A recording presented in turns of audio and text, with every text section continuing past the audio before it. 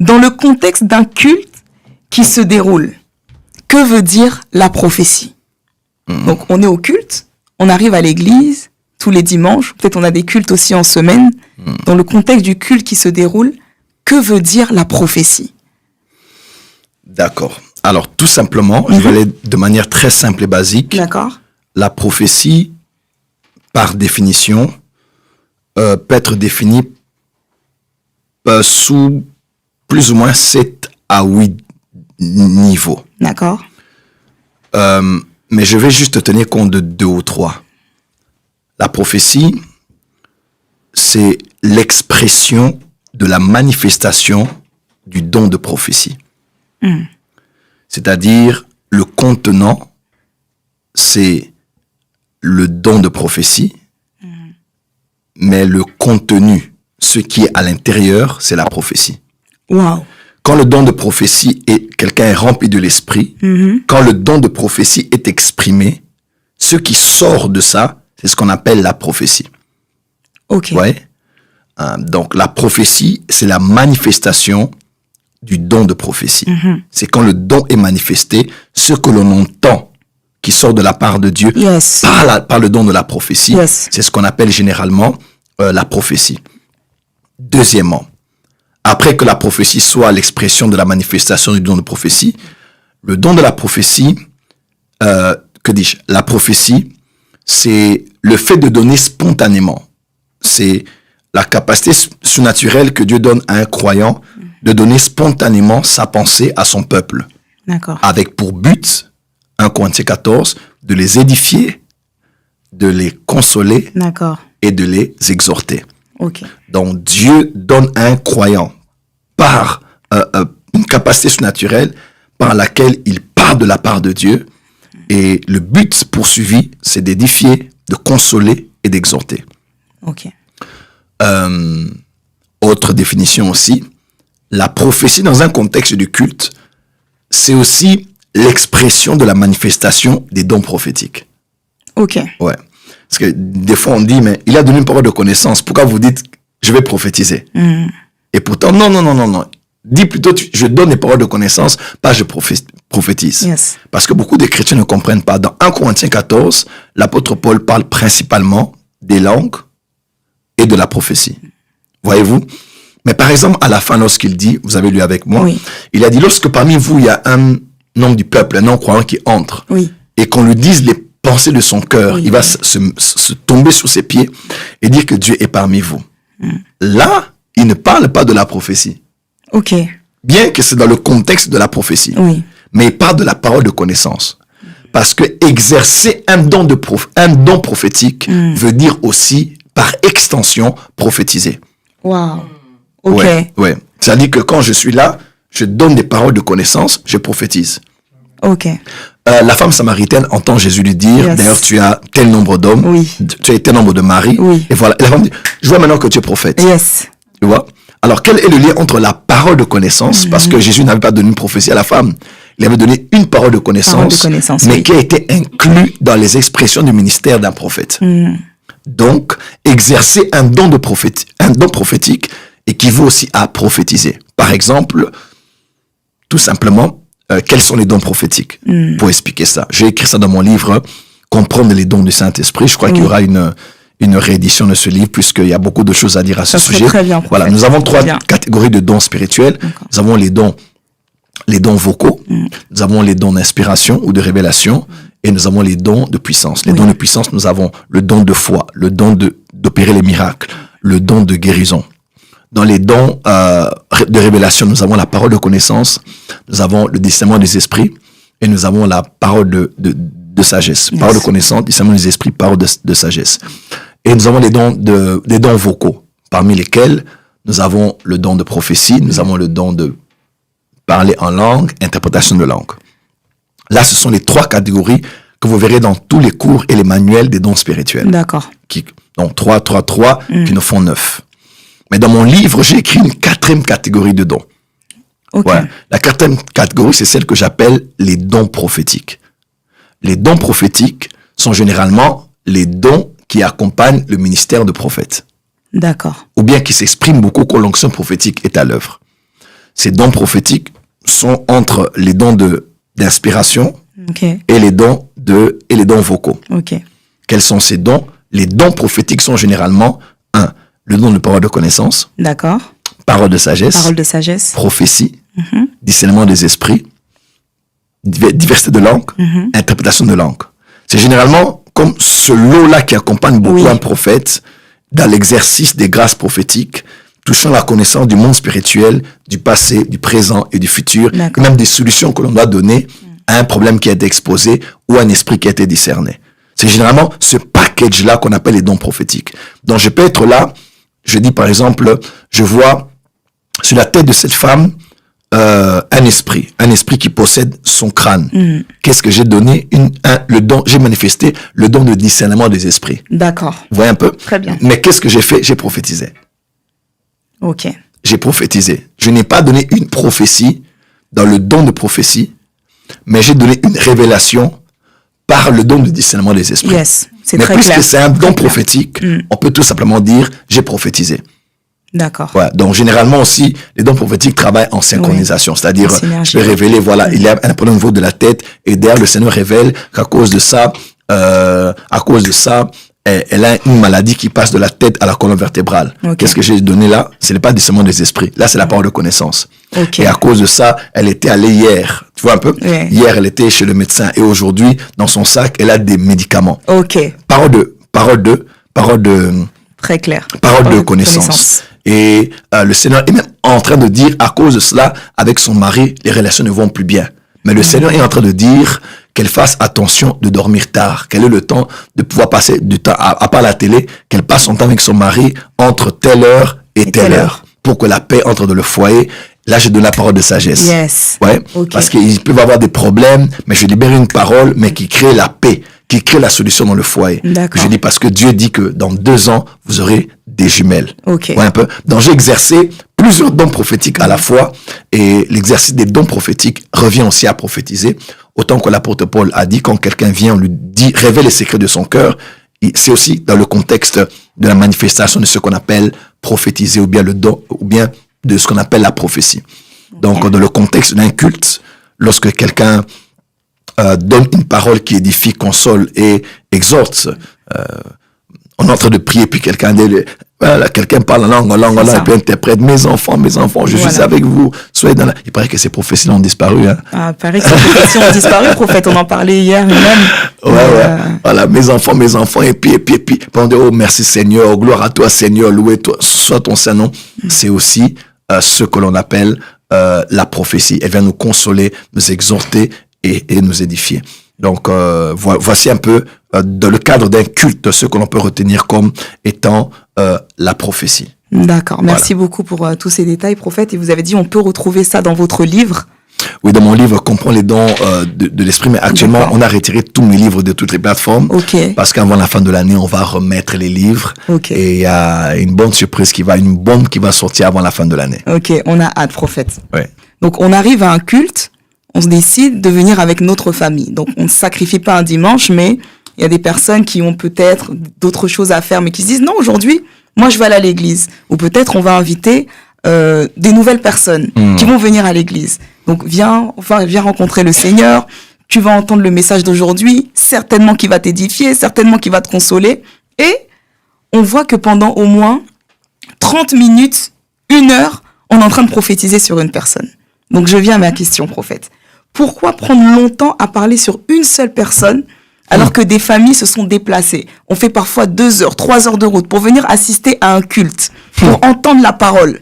Mais pourquoi prendre 30 minutes, 1 heure à prophétiser sur quelqu'un, donner des détails sur une personne et les autres sont là comme des spectateurs, prophètes? Est-ce que vous comprenez le sens de ma question? Très bien. Pourquoi on voit ça dans les églises prophétiques? On est venu à un culte, on a besoin de comprendre ce soir, prophète.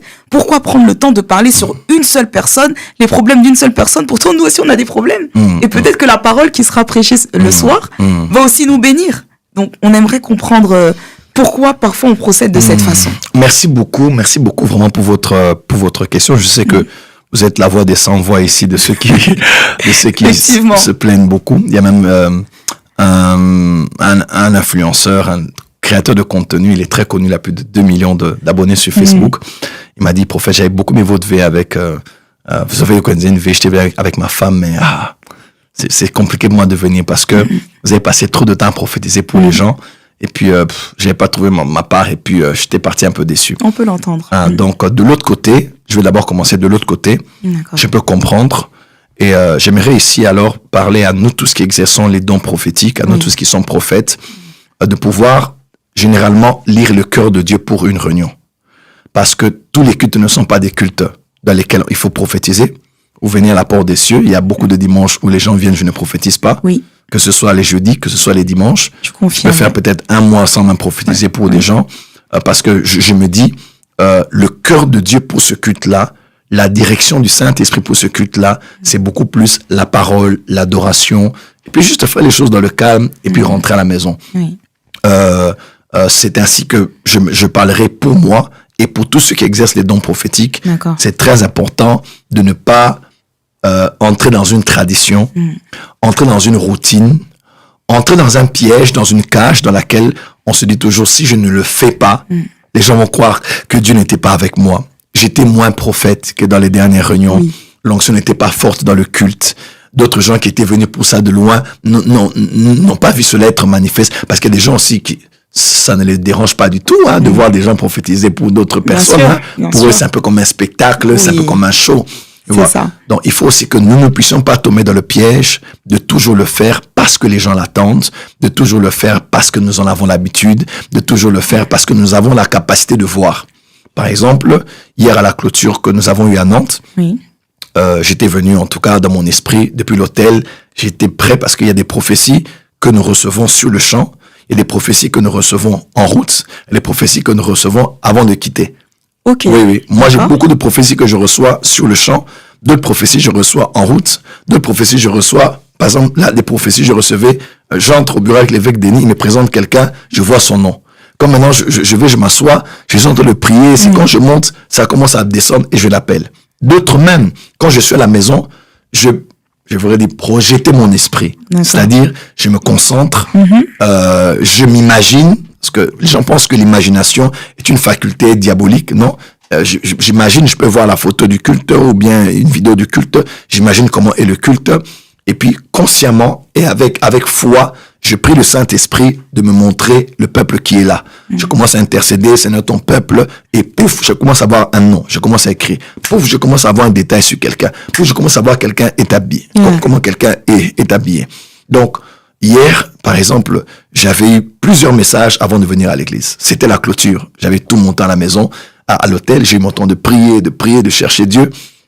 Et c'était clair pour moi. J'avais à peu près 3-4 messages forts sur les gens. Wow.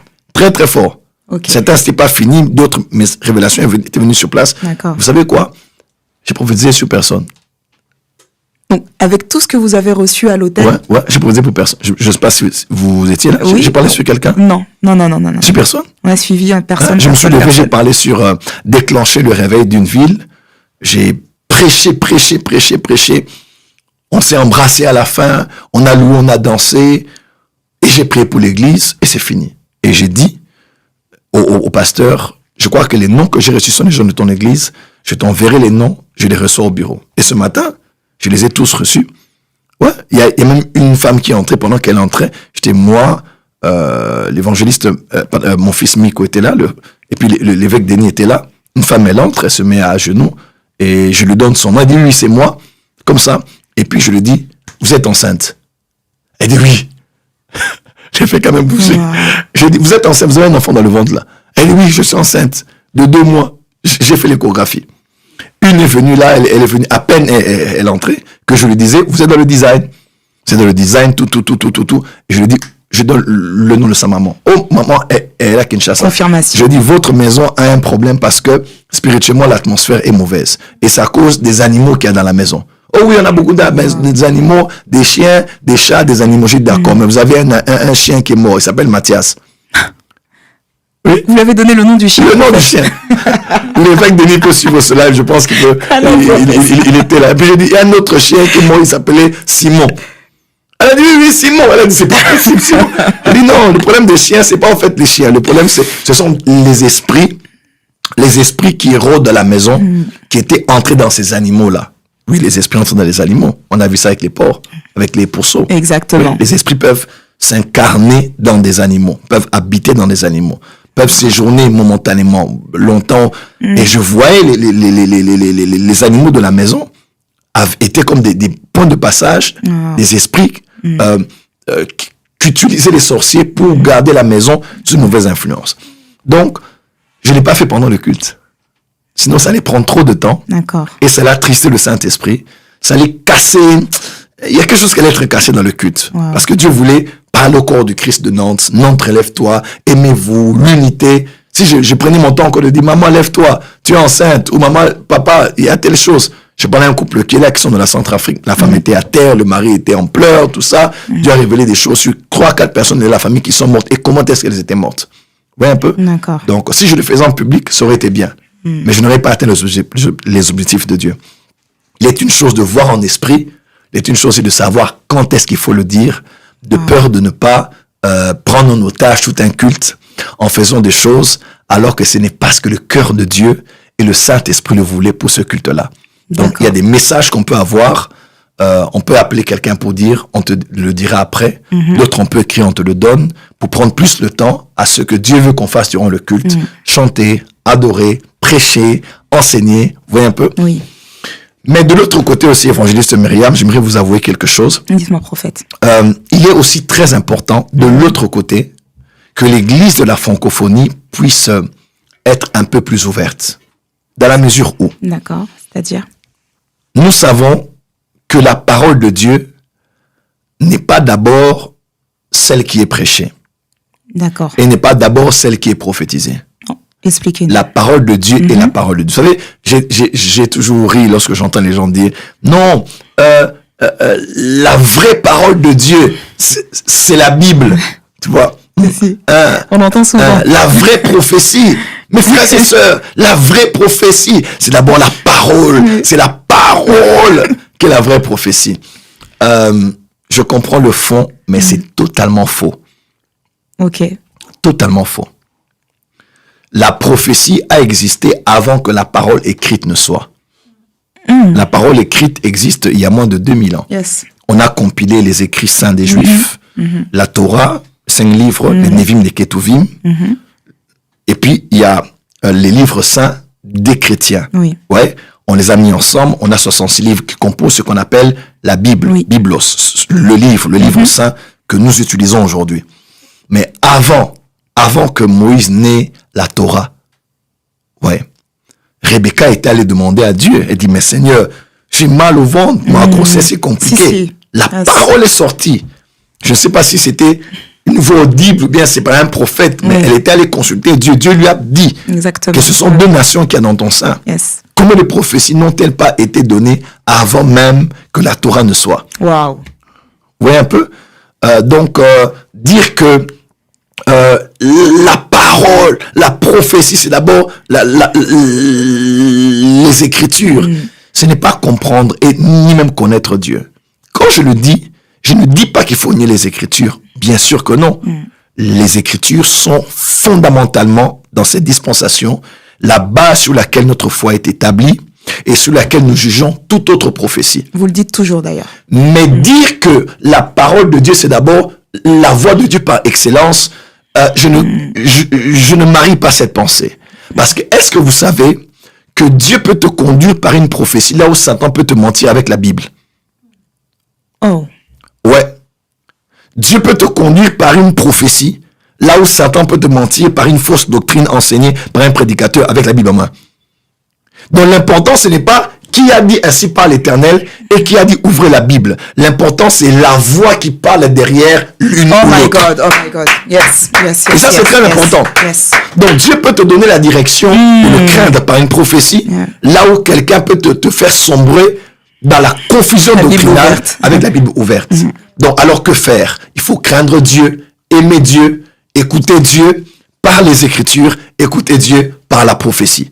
C'est ça qui est plus important, tout en sachant que la Bible a la prééminence, mais n'oublions pas que on ne doit pas mépriser les prophéties, même Paul le dit, ne méprisez pas les prophéties, parce qu'on doit donner la place aux Écritures. Voyez-vous, on a été dans des cultes évangélistes Myriam, où on a prêché un message de 2 heures et les gens étaient endormis. On a lu des versets, on a donné des anecdotes et des versets bibliques. Les gens étaient endormis. C'est vrai. On a des réunions où une seule prophétie. On appelle une femme, on lui dit d'être debout. La sœur Niche peut se rappeler, et ceux qui sont de Madagascar, j'étais chez mon frère le bishop Patrick au Madagascar, à l'église Shine, que je salue d'ailleurs toute la communauté église Shine, et mon frère le bishop Patrick, un homme formidable. C'est vraiment un homme qui a un cœur extraordinaire. Il est attaché au ministère du bishop Dag Miles aujourd'hui. Oh, d'accord. Oui, Bishop Patrick, j'ai travaillé chez lui. Il m'a dit non, comme tu es de passage, travaille chez moi. Alors la salle était full, bondée. Ceux qui étaient là peuvent se rappeler. J'étais à Antananarivo. Et puis j'ai la parole et je l'aime. J'ai donné beaucoup de paroles de connaissance. Et j'ai cité le nom d'une femme. J'ai cité comment elle était. La femme était loin. Imaginez-vous le nom des Malgaches, ce sont les noms. Même à Madagascar, là-bas, l'onction prophétique est toujours... Mais bien sûr que oui. Non, l'onction prophétique, qui a un visa international. Nous, on n'a pas de passeport diplomatique, on n'a pas de problème de... Tu mettez n'importe où, je prophétisais, quoi. N'importe où. Wow. N'importe où.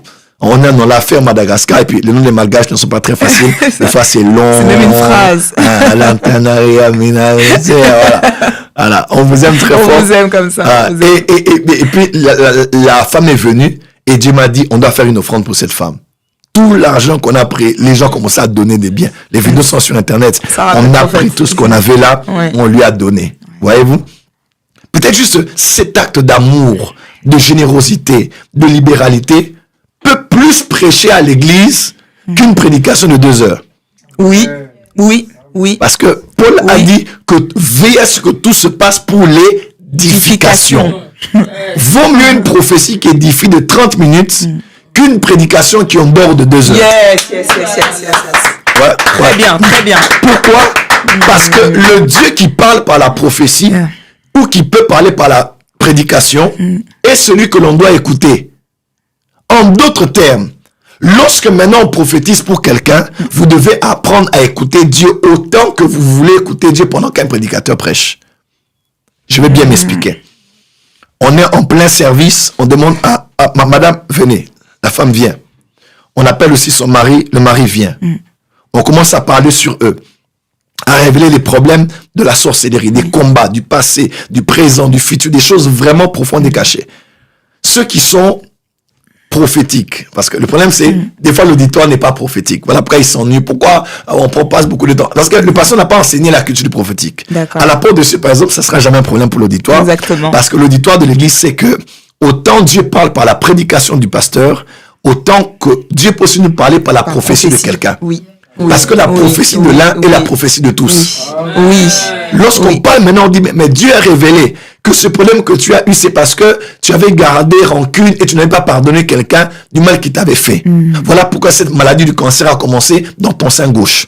Tu vois, déjà, dans ce que le prophète a révélé comme parole de connaissance, celui qui est intelligent peut écouter Dieu. C'est un message pour quelqu'un. C'est un message pour quelqu'un. C'est il faut pardonner. Si tu ne pardonnes pas, ça peut faire obstacle à tes péchés. Voilà pourquoi même dans Jacques, il est écrit, on parle de se confesser les péchés les uns les autres. Voyez-vous? Parce que si on ne se pardonne pas, cela peut faire obstacle à nos prières. Donc, au lieu qu'on écoute ça dans une prédication, une prophétie qu'on donne à quelqu'un peut nous donner des leçons, peut nous donner des principes, peut nous rendre réel la Bible, peut nous faire comprendre certaines réalités du monde spirituel que nous a toujours prêché. Vous voyez un peu? Par exemple, quand je dis, mais je vois qu'il y avait les esprits dans les chiens. Tu vois? Quelqu'un qui lit pas la Bible va se dire, oh, ben c'est encore quoi ça? Mais quelqu'un qui a lu l'histoire du fou de Gadara, dans le territoire des Gadaréens, il sait très bien que les esprits peuvent habiter dans des animaux. Automatiquement, ça te donne une étude. Donc il y a des esprits. Comment les esprits peuvent habiter dans des hommes, dans des corps humains et dans des corps animaux? Automatiquement, tu as une connaissance de plus. Donc pourquoi prenons-nous des fois beaucoup de temps? C'est parce que nous voulons que Dieu parle à l'assemblée tout entière, au-delà de la personne qui est le sujet de la prophétie, concernant son cœur, sa pensée, sa manière de faire. Des fois, c'est comment il opère. Des fois, c'est comment le diable opère. Ses instruments opèrent. Des fois, il y a des leçons d'avertissement à l'intérieur. Des fois, des mises en garde à l'intérieur.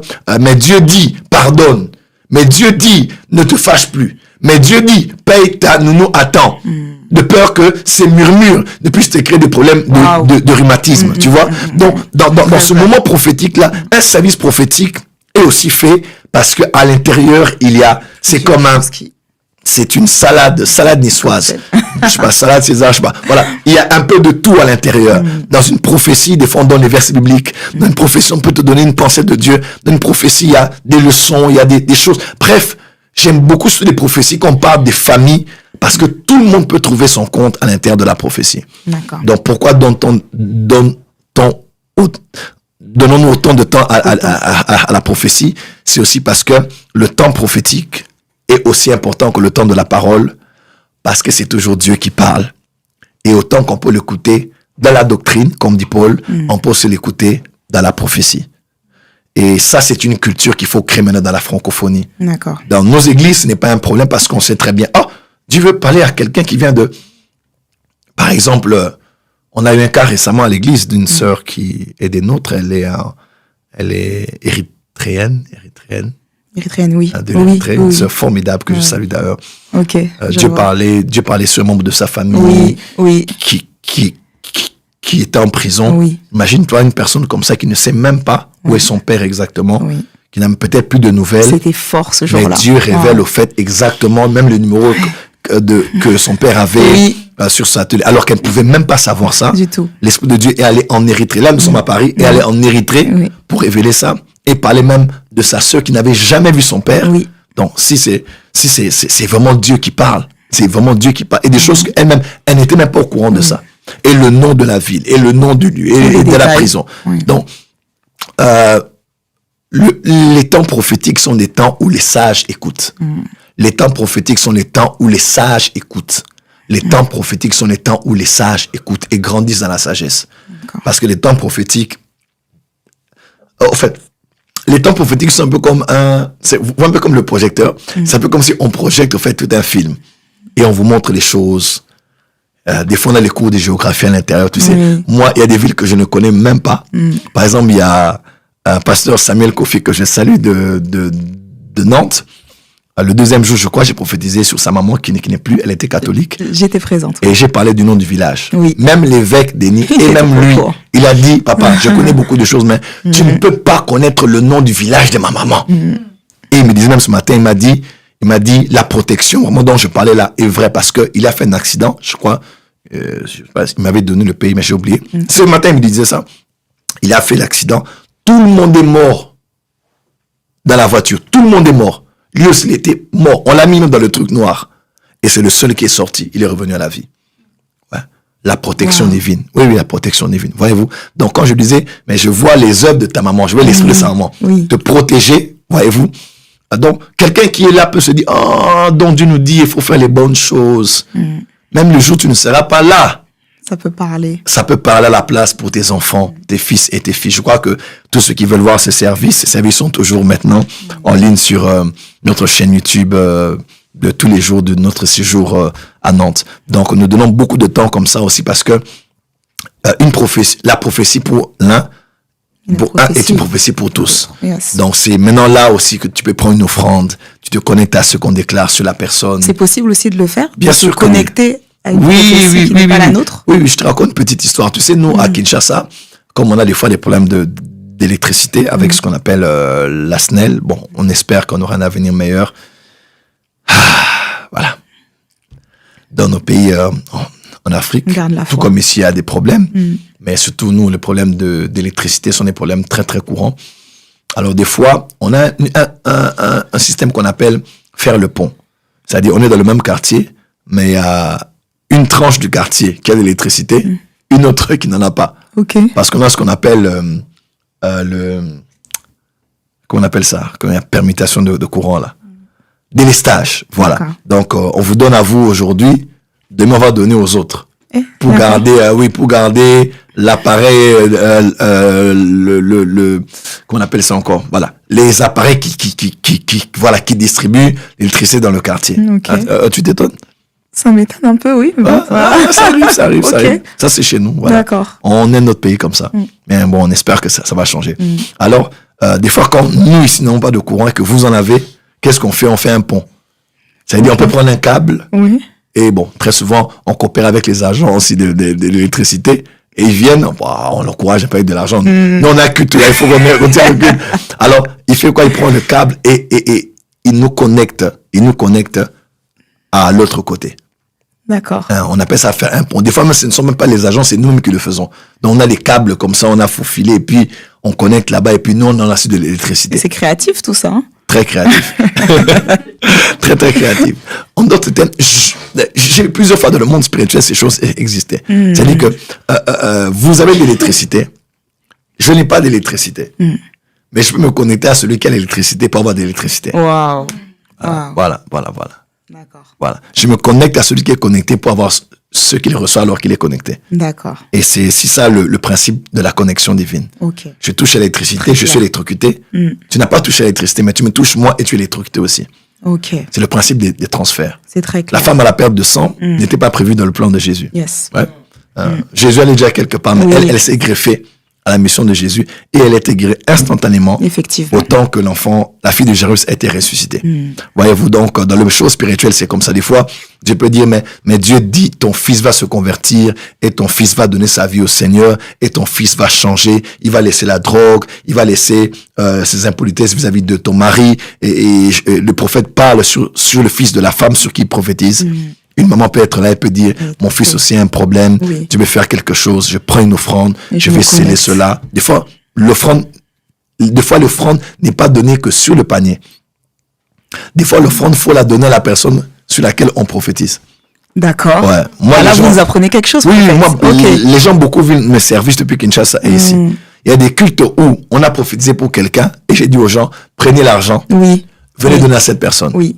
Parce que l'offrande ne doit pas aller sur l'autel. D'accord. L'offrande doit aller chez cette personne-là. Ok. Elle doit prendre l'argent et doit partir avec. D'accord. Parce que nous nous connectons à la grâce qui est tombée sur elle. Ok. Mais alors, ça dépend de la sensibilité du prophète qui opère dans le prophétique. D'accord. Donc voilà pourquoi, des fois, nous prenons longtemps dans les services prophétiques. C'est juste une culture qui doit être bâtie dans la francophonie. D'accord. Voilà. Merci pour ces explications, Je prophète. vous en prie. Et du coup, j'en viens à ma troisième question maintenant. Donc la réponse a été très claire. Pourquoi on prend autant de temps à parler à une seule personne dans un culte? Moi, par exemple, je suis votre fille spirituelle, évangéliste Myriam Conan. J'ai tel âge, ma mère a tel prénom, mon père a tel prénom. C'est des choses que je connais déjà. Donc, je connais aussi ma date de naissance. Je connais l'endroit où je travaille. La pointure des chaussures. Je connais tout, prophète. Pourquoi lorsque j'arrive dans un culte ou dans une réunion, on va venir m'appeler, oh bonjour, je vois dans mon esprit, tu t'appelles Myriam. D'accord? Tu as tel âge, d'accord? Ton fils t'appelle comme ça, d'accord? Bon, qu'est-ce que ça apporte en plus sur ma vie de connaître ma carte d'identité ou même mon curriculum vitae? Donc, on aimerait comprendre. Voyez, papa. Vraiment, je crois en toutes ces choses. Hein. Ouais, je crois en toutes ces choses, mais je me mets parfois aussi à la place de certaines personnes. Oh oui, tu as tel âge. Et d'ailleurs, hier t'étais à Monoprix en train d'acheter une bouteille d'eau. Pourquoi quand j'arrive à l'église, je dois voir ce genre de choses. Donc, ces informations-là, je les ai déjà. Moi, ce que je veux, c'est savoir ce que Dieu dit, comment je vais réussir à m'en sortir, comment je vais réussir à trouver du travail, à quel moment l'employeur va m'appeler, à quel moment le RH va regarder mon CV, à quel moment je vais me marier. C'est ces choses que je veux savoir. J'ai pas besoin de savoir des choses que je sais déjà. Ouais. Donc, pourquoi on voit beaucoup de prophètes opérer de cette façon et pourtant la personne a déjà toutes ces informations? Alors, premièrement, ce dont vous parlez s'appelle la parole de connaissance. D'accord. Et révéler des choses qui sont. Ok. Qui sont inconnues ou connues à la personne qui est sujet à la prophétie. C'est-à-dire, je vous dis, votre arrière-grand-père s'appelait un tel, vous ne le savez pas, mais vous allez faire des recherches, vous allez voir que c'est son nom. Bien, je vous dis que votre pointure des chaussures, c'est du 41. Mais vous portez avec des baskets 40, par exemple, bien 42. Ouais. Donc là, c'est ce qu'on appelle le don de la parole de connaissance. D'accord. Alors, refuser qu'on vous dise des choses que vous connaissez ou que vous ne connaissez pas, c'est refuser l'expression du Saint-Esprit par le don qu'on appelle la parole de connaissance. D'accord. La parole de connaissance qui est donnée, qui révèle quelque chose, par exemple, que vous connaissez, pour la plupart des cas, moi, j'ai réalisé que dans Ésaïe chapitre 43, Dieu dit, il t'appelle par ton nom. Tu vois? Il t'appelle par ton nom. Une des expressions charismatiques qui accomplit ce verset, c'est la parole de connaissance. Quand Dieu dit, tu t'appelles Myriam Conan, tu dis, waouh! Quelqu'un qui ne me connaît pas, comment peut-il parler de mon nom? Parce que Dieu me connaît par mon nom. Vous voyez? Et ça édifie toujours différents types de personnes. Mais ça édifie toujours. Des fois, ça édifie la personne sur qui on dit cela. Mais ça n'édifie pas les autres. Oui. Vous vous dites, oh ben ça sert à quoi, elle connaît son nom. Mais la personne qui est là disait, peut-être dans son cœur, Seigneur, si vraiment ce prophète est de Dieu, Oui. si vraiment tu me connais, que cet homme me donne mon nom. Tu vois un peu? Oui. On l'a vu plusieurs fois d'ailleurs. Plusieurs fois. Et que, si vraiment c'est un papa, si vraiment c'est un homme de Dieu, qui me donne mon petit nom, le petit nom que ma mère m'avait donné, ou mon nom de baptême quand j'avais été baptisé. Yes. Et comme tu donnes la personne dit, non, il m'aurait tout dit, j'aurais pas cru. Mais comme il m'a juste dit ça, je rends grâce à Dieu. Donc, des fois, la parole de connaissance peut moins vous édifier, vous qui êtes dans la foulée, mais édifier la personne à qui la parole a été adressée. Et des fois, ça peut édifier moins la personne à qui on s'adresse et édifier surtout ceux qui sont de l'autre côté. Parce qu'ils se disent, waouh, il vient de l'Afrique. Comment peut-il parler à une femme qui est de l'île Mayotte? Oui. Ouais. Oui. Mayotte, c'est ça? C'est ça. Mayotte. Oui. On a eu une femme comme ça qui était de Mayotte, je crois, qui était de Dominique. D'accord. Voilà, c'est pas la République dominicaine, c'est une île qu'on appelle Dominique, je crois. D'accord. Voilà. Et la dame est venue, je l'ai vue, elle avait comme l'esprit de mon père spirituel sur elle. Oui. Ah, on est sous Oui. Voilà. Oui. Je lui ai donné le nom de son entreprise. Oui. Le nom, elle priait, je crois, elle allait à Émail de France. Imagine-toi que quelqu'un qui vient du Congo, et il te dit à toi qui est de Dominique, là où tu travailles, tout ça. Non, mais honnêtement, tu peux te dire, Facebook, Internet, mais comment il peut connaître ça? C'est trop précis. Tu vois, c'est trop précis. Vous voyez un peu? Donc, ça peut ne pas vous édifier, vous, mais ça édifie la personne qui a entendu cela. D'accord. Et puis j'ai vu certains prophètes qui ont des pasteurs très animés de bonne foi, des fois de mauvaise foi, qui disent, mais le but, c'est pas de donner aux gens les informations sur leur vie, c'est de révéler ce qui va arriver demain. Sinon, tu es comme un joueur de foot qui a dribblé et qui n'a pas marqué. Vous voyez un peu? Alors, si c'est le cas, Jésus n'a pas marqué avec la femme samaritaine. My God. C'est vrai. Si c'est le cas, désolé, mais votre exemple touche directement à l'honneur du maître. Parce que Jésus n'a jamais révélé à cette femme le futur. Il ne l'a jamais dit, tu seras évangéliste. Oui. Il ne sera jamais dit, d'ailleurs, l'homme avec qui tu es là, c'est même lui que tu vas épouser. Ou bien, tu dois maintenant l'abandonner. Il n'a rien dit. Il n'a dit à cette femme que l'état dans lequel elle était. Et la parole de connaissance a suffi pour emmener cette femme à déposer sa cruche et à aller en Samarie pour dire, j'ai vu un homme qui m'a dit tout ce que j'ai fait. C'est-à-dire, j'ai vu un homme qui m'a donné des paroles de connaissance.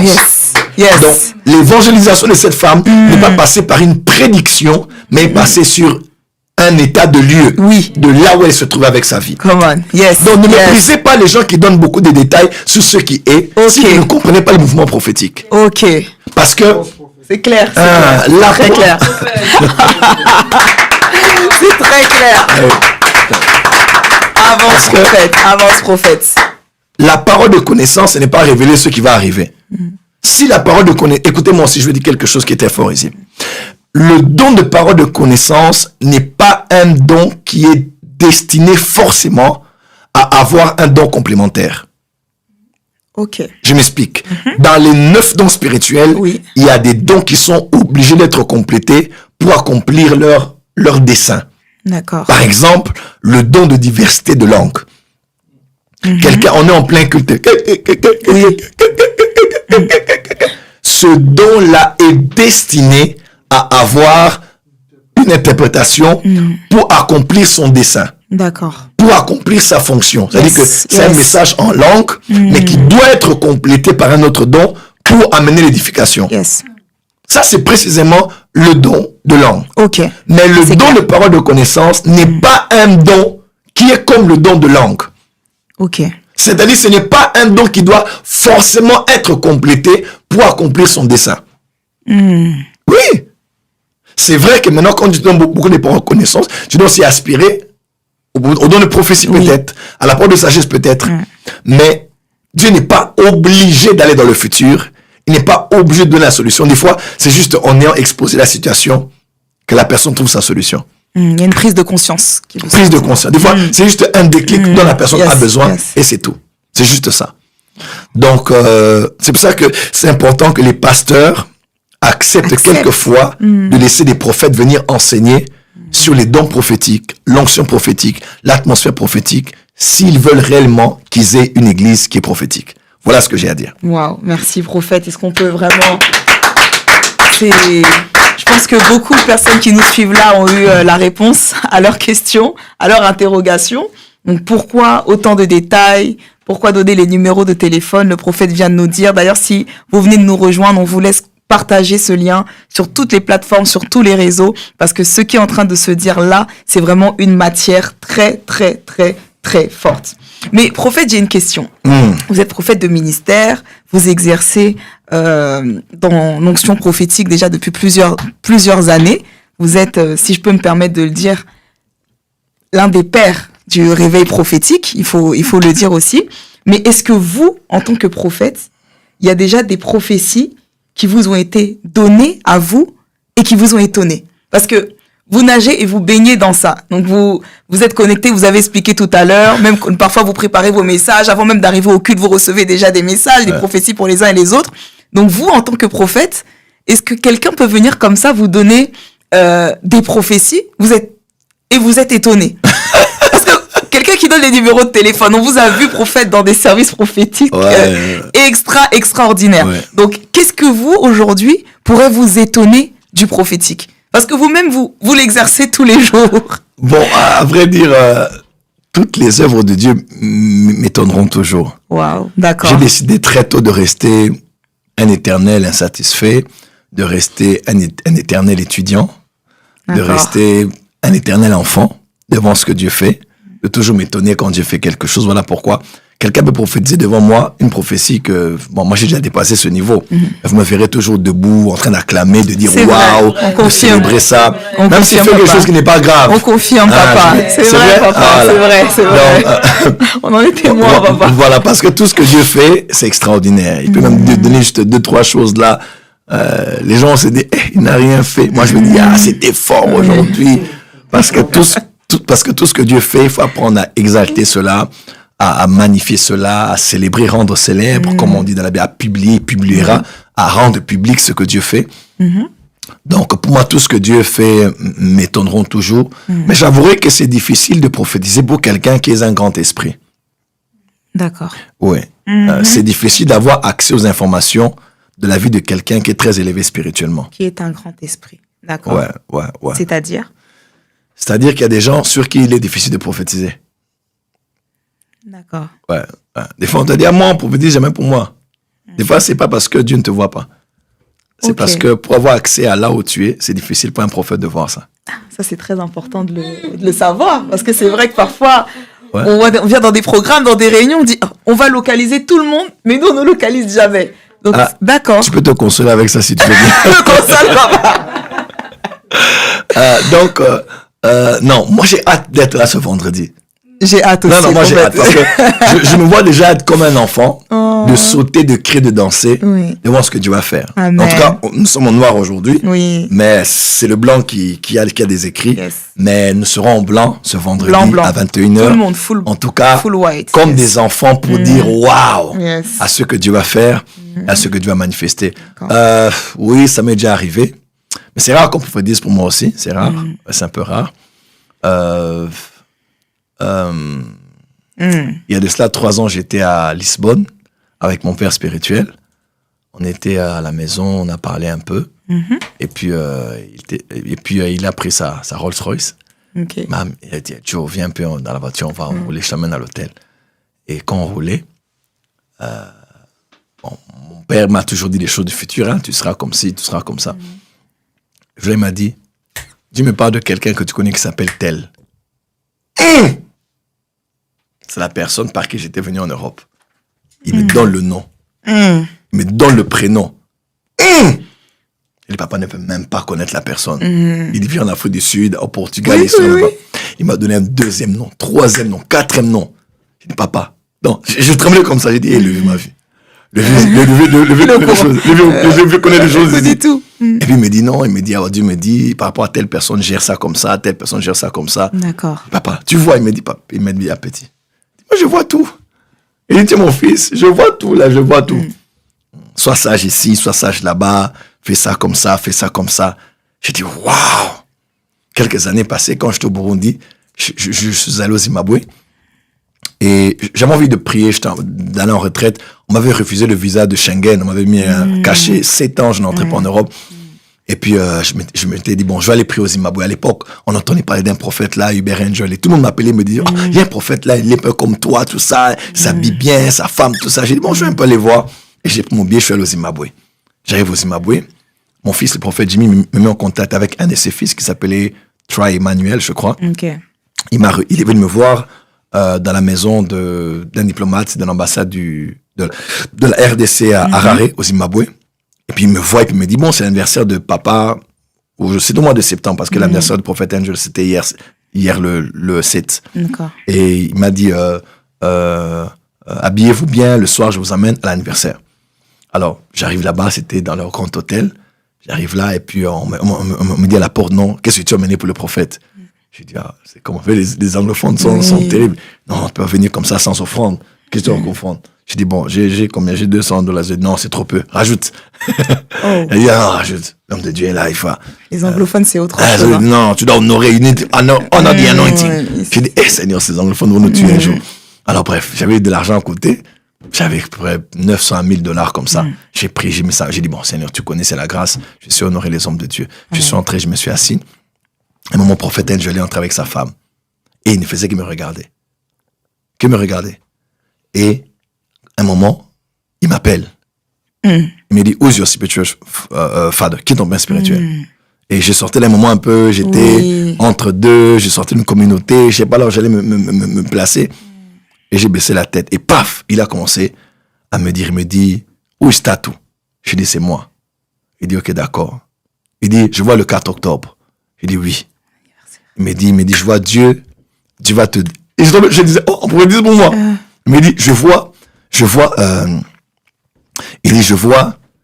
il y a un coin dans ton pays qui s'appelle Gombe. Et je vois dans ce coin-là, tu vas ouvrir un grand magasin, mais de vêtements. Parce que Dieu t'a donné une grâce dans le domaine de t'habiller, tout ça. C'est un domaine dans lequel tu vas opérer. Viens demain à l'église, dimanche, je vais te dire la suite de la prophétie. Ouais. Les prophètes aiment beaucoup faire ça. Oui, beaucoup. Suis-moi au bureau. Beaucoup. Suis-moi au bureau. Et ça m'avait fait, j'ai dit, oh, je viens au Zimbabwe, on me dit mon nom, on me donne, on me parle de la RDC. La date de naissance. Ouais, un peu. C'était pas beaucoup de choses, mais ça m'avait vraiment bougé. J'ai dit, oh Seigneur, donc, tu me connais ici. Tu vois? Donc, je suis là, j'ai mes problèmes, je suis perdu dans beaucoup de choses, mais que tu me dises ça, ça dit que tu m'as vu. Oui. Et le lendemain, là, il a prophétisé pour moi, c'était très fort. Donc, prophétisé pour mon corps dernièrement, qui a parlé. Ah, c'est rare, hein? Je dois vraiment essayer de me rappeler. Vous êtes un grand esprit, prophète. Peut-être pas. Non, juste pour dire, c'est quand même rare qu'on me dise des choses qui s'accomplissent. Bon, on me dit des choses surtout par rapport au futur, mais les paroles de connaissance sur ce que je vis actuellement là, je dois bien me rappeler. Sinon, si j'ai oublié, que Dieu me pardonne, mais sinon, rapidement comme ça, je ne m'en souviens pas vraiment. D'accord. Donc, voilà. Papa Al vous a donné des détails sur des choses qu'il ne connaissait même pas. Oui. D'accord, ok. Merci pour cette réponse, prophète. Et j'aimerais juste ajouter à ça, est-ce qu'il y a des prophéties que vous avez déjà vous-même données, qui vous ont mis en inscription? Excuse-moi. Oui. Là, c'est pas de paroles de connaissance, hein, mais les choses qui vont arriver, beaucoup de gens. Hein. Beaucoup de gens. Non, ça, c'est les choses qui vont arriver. Prophète Philippe Mokoma, prophète d'héritier.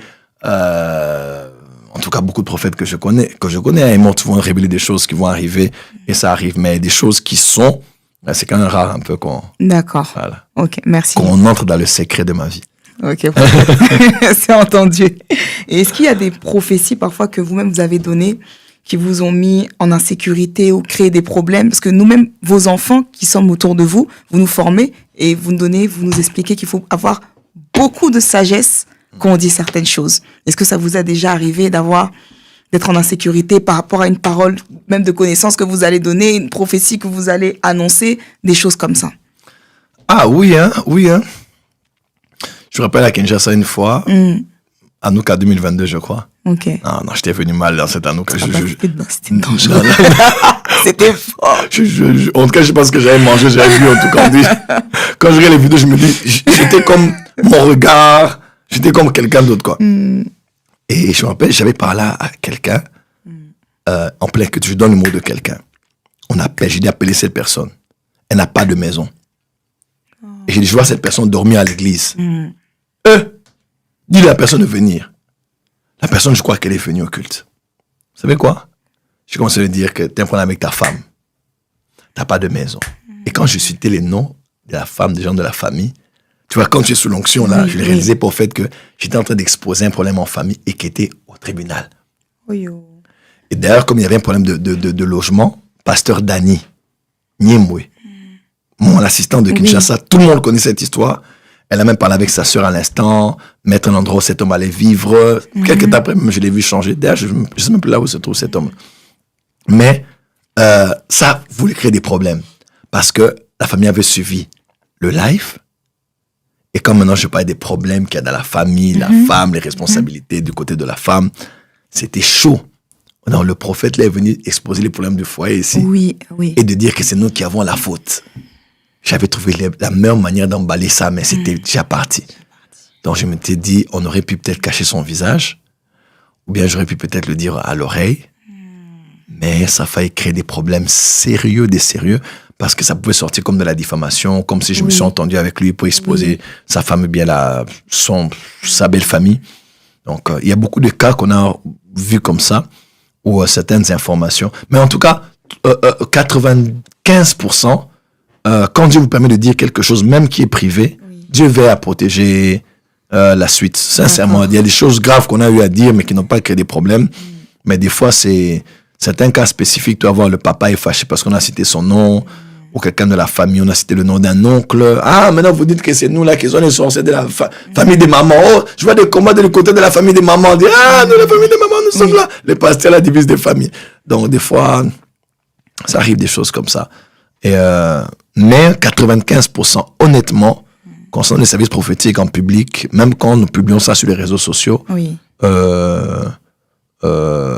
Dieu protège lorsqu'il vous dit vraiment de parler. D'accord. De parler de sa part. D'accord. Merci, prophète. Et qu'est-ce que vous pouvez dire, du coup, à cette nouvelle génération de prophètes qui émerge? Parce que parfois, vous savez, on a ce qu'on est sous l'onction, on a envie aussi, il y a certaines personnes qui veulent un peu prouver, qui veulent montrer qu'est-ce que vous pouvez leur dire? Parce que c'est vraiment, on a vraiment besoin d'un conseil de sagesse. Prophétisez en détail, ne cachez rien, ne gardez rien. Voilà. Au moins, c'est clair. Non, c'est clair. C'est clair. Non, parce que, tu sais, au nom de la prophétie, c'est pas comme une voiture dans laquelle on doit d'abord mettre le pied sur le frein. Oui. Tu vois. Si tu commandes les choses de Dieu avec les freins, ça marchera pas. D'accord. Des fois, on apprend avec les erreurs. Ok. Ah oui, il faut pas dire aux gens, attention, non. On ne prophétise. Est-ce que tu m'as déjà vu te mettre une restriction? Non, papa. Non. Quand tu sais qu'il s'agit de la prophétie, quand tous mes fils sont là, prophète Jimmy là, j'ai dit, fils, tu, d'aide-moi ça. Quand Baba j'ai dit, mon fils, il n'y a pas de limite. Prophète, il fait il polie. Allez, mon fils, allez, tue. Prophète Jack, tout le monde. Prophète Jack, mon fils, donc, massacre.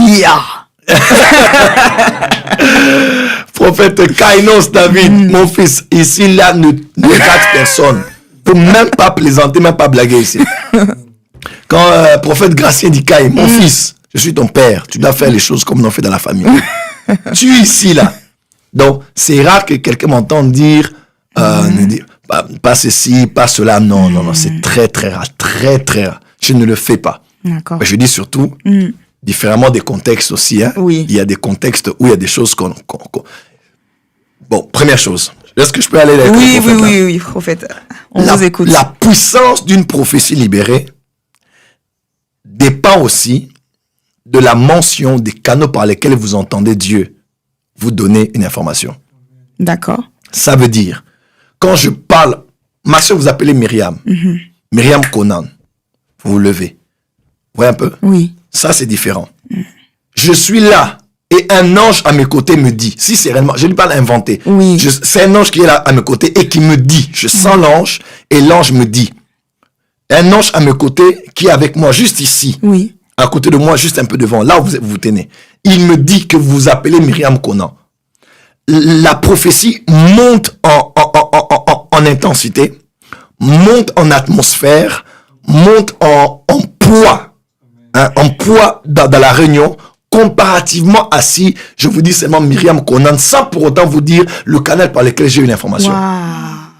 Wow. Quand je dis j'entends, ou maintenant je vois, ou un ange m'a parlé, ou je me vois emporté, ouais, ou je vois sur vous ici, il est écrit, ou si je lis sur votre paume de la main. Vous voyez un peu? Oui, donc, oui.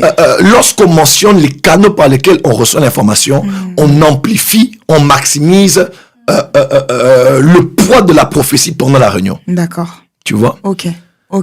Mais seulement, Ok. quand j'ai pu dire à mes enfants de ne pas faire mention de ça, c'est souvent différemment des lieux dans lesquels on opère. Un de mes fils, prophète Kainos, devait aller travailler dans une église que j'aime beaucoup. J'ai dit, mon fils, puisque beaucoup de gens ne connaissent pas beaucoup le monde des esprits, on va éviter peut-être un ange, éviter peut-être un être, éviter peut-être une lumière m'apparaît ici. Tu vois, préserve les gens de beaucoup d'informations D'accord. qui peuvent, auxquelles ils ne sont pas habitués. D'accord. Certains prendront ça comme de la prétention. Oui. D'autres prendront ça comme un besoin tu veux faire un show.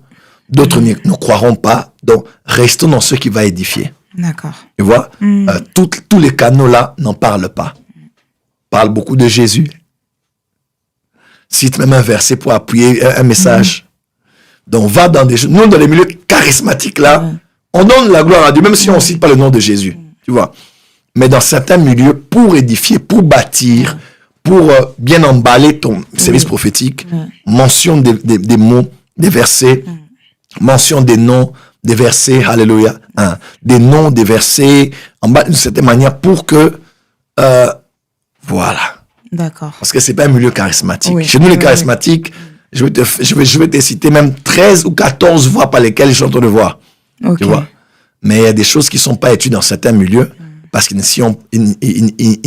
sont pas habitués à ça.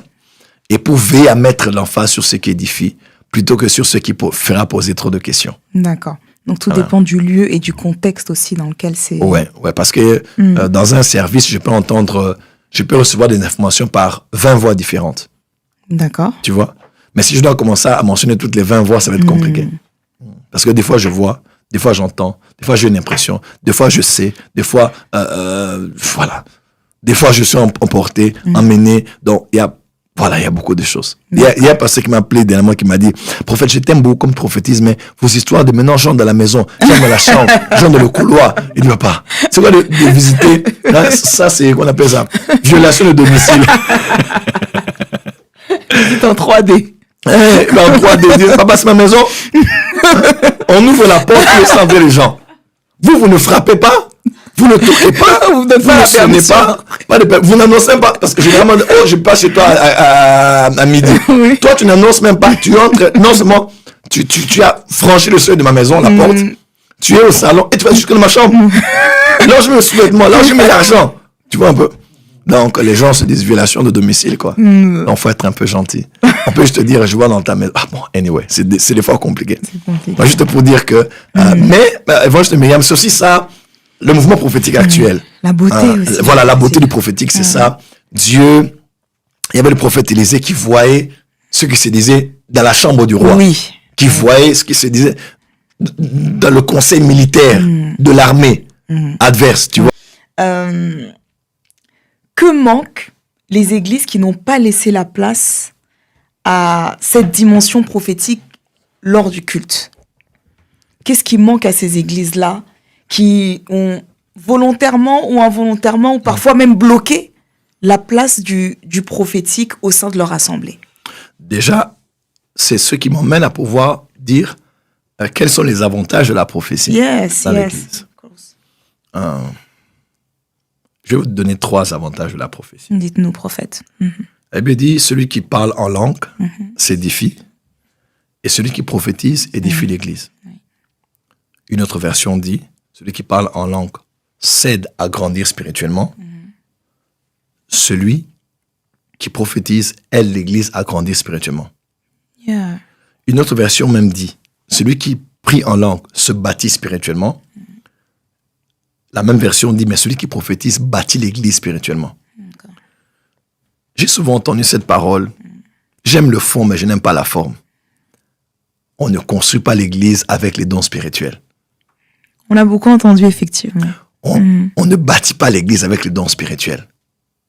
Une Église n'est pas bâtie par les dons spirituels. Une Église n'est pas bâtie par le don de prophétie. Je dirais plutôt, une Église n'est pas bâtie que par le don de prophétie. D'accord.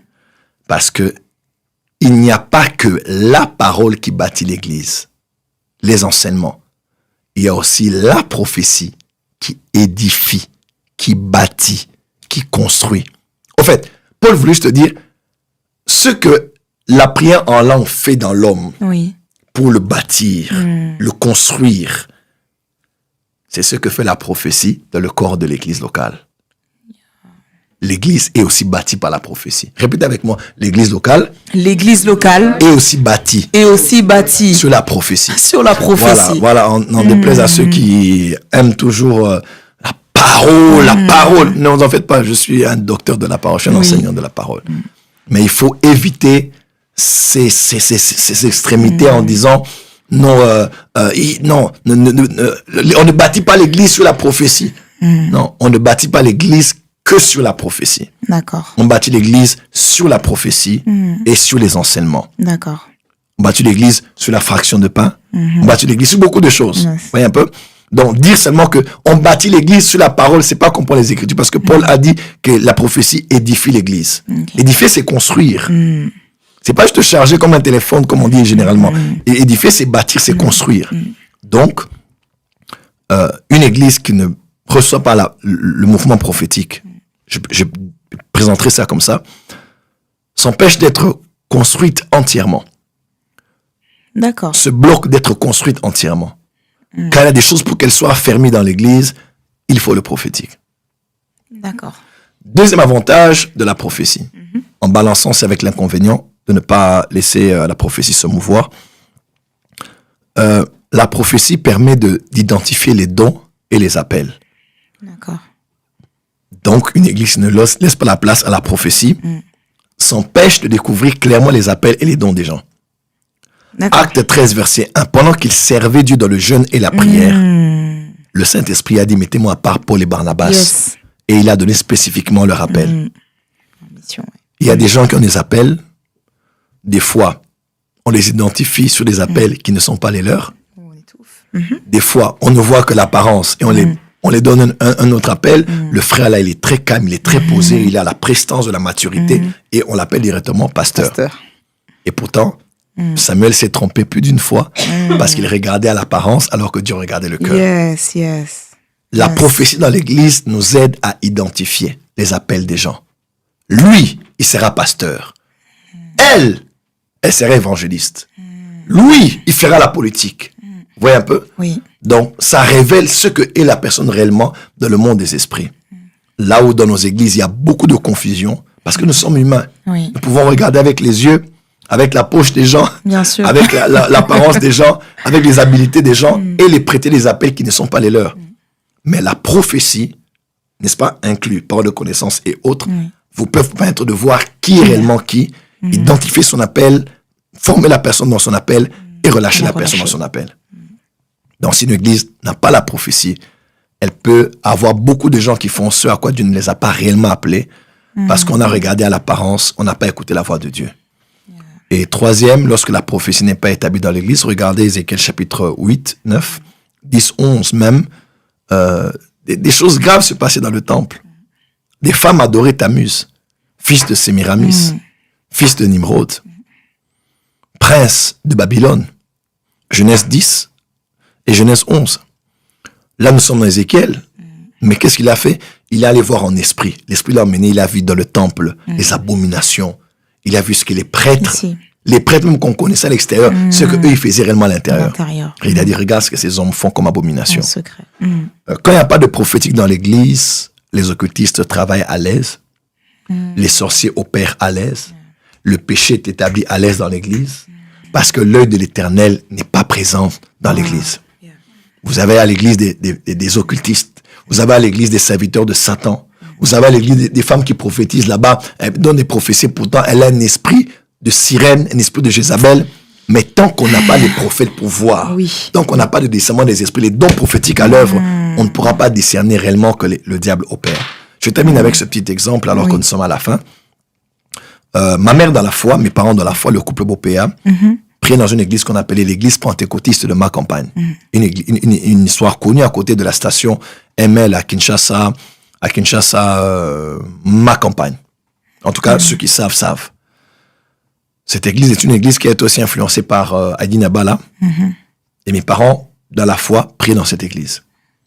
Selon ce que j'avais appris, une histoire connue, un jour le pasteur de l'église s'est levé un dimanche et a dit, j'aimerais me confesser devant l'église et abandonner la pastorale parce que je suis un sorcier.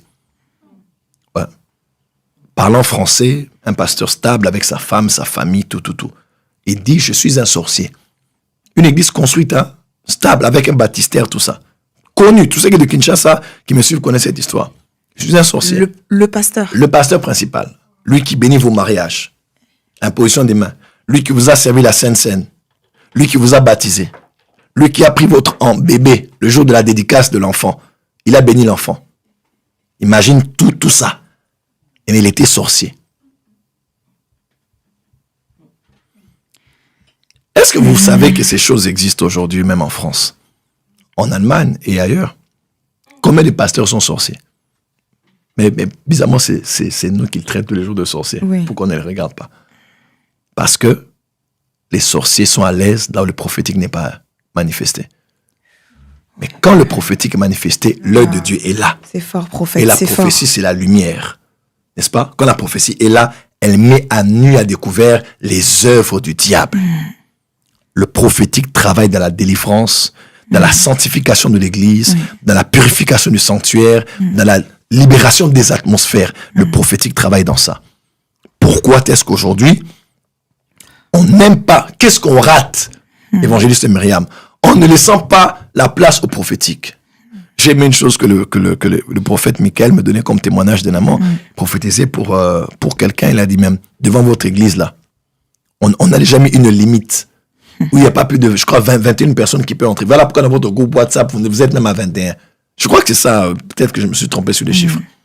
Donc, on est à l'église, mais notre église est déjà envoûtée. Mais il faut qu'un prophète, un voyant vienne pour voir réellement que le problème de cette église est là. Donc on travaille, on met tout en œuvre, on fait les campagnes d'évangélisation, on prie. On donne, vous parlez bon français, vous chantez Jésus, vous avez la lumière, mais votre pasteur est sorcier. Ou sa femme, elle est sorcière. On a arrêté la croissance. Par quelqu'un qui est au protocole, responsable de protocole, une femme qui est au protocole, elle se met à la porte. Bonjour, entrez. Bienvenue. À part le beau visage, quand la personne sort de là, elle n'a plus envie de retourner. Parce qu'une sorcière est là. Elle est là jusqu'à ce qu'un prophète voyant, les yeux ouverts, voie que celle-là est un agent du diable. Elle a un beau sourire, elle paraît belle, ça fait beau en tant que protocole de présenter un beau visage devant les invités, mais on ne sait pas que spirituellement, elle libère une mauvaise atmosphère qui fait que les gens ne reviennent pas seulement, mais ceux qui sont là commencent à quitter et à dégoûter l'église.